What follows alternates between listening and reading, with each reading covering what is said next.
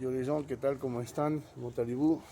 Alors, est-ce que les brouteurs existent ici en Amérique latine, ou plus précisément au Pérou?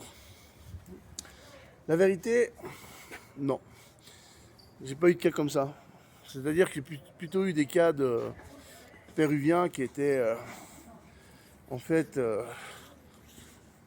contactés par des soi-disant princesses africaines fuyant un dictateur qui voulait cacher de l'argent au Pérou.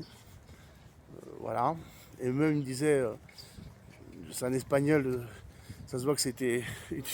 Ils ont utilisé ou le traducteur, voilà, c'est louche quoi. Ils doutaient quoi. Les arnaques les plus communes ici, c'est par téléphone, c'est par SMS. Par exemple, ils te disent que voilà, tu as reçu des thunes du gouvernement, un bon Covid, on va dire, par SMS, qui t'amène sur une page web qui ressemble comme deux gouttes d'eau à la page bancaire. Voilà. Et puis en fait, les gens, qu'est-ce qu'ils font? Il y a deux possibilités. Soit ils vont à la machine à billets ou à la banque, quoi, ou même, ou depuis l'application, ils vérifient si voilà quoi. Donc ça marche pas. Voilà quoi. C'est que les Péruviens, ils sont pas, ils sont, comment dire, ils sont pas bêtes pour ça. Ils savent. Il y a eu peut-être un temps des arnaques, comme je dis par téléphone. Donc ça, il y a tellement, il y a eu tellement de, pour le peu qu'il y a eu, il y a tellement eu d'émissions de télé, de programmes, de bordel, que les gens, ils ne laissent pas voir. Puis les arnaqueurs, il n'y en a pas des masses.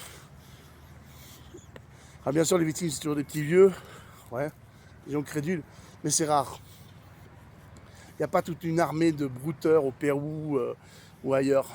Non, pas du tout.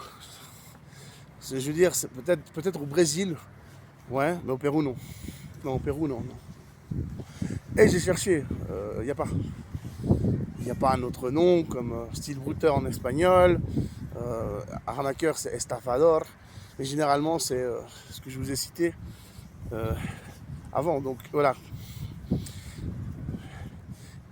En Europe, il y a beaucoup d'arnaqueurs. Ils ne sont pas tous africains noirs, etc. Ce sont vos compatriotes. Pourquoi il y a ça? Est-ce que vous avez déjà posé la question? Parce qu'ici, quand même, les gens, surtout dans les provinces, ils s'en sortent mieux. Donc ils n'ont pas intérêt à faire ça, ils n'ont pas de raison. Donc voilà. Les pays africains, on a des systèmes très, très, très similaires à l'Europe. Donc des points négatifs.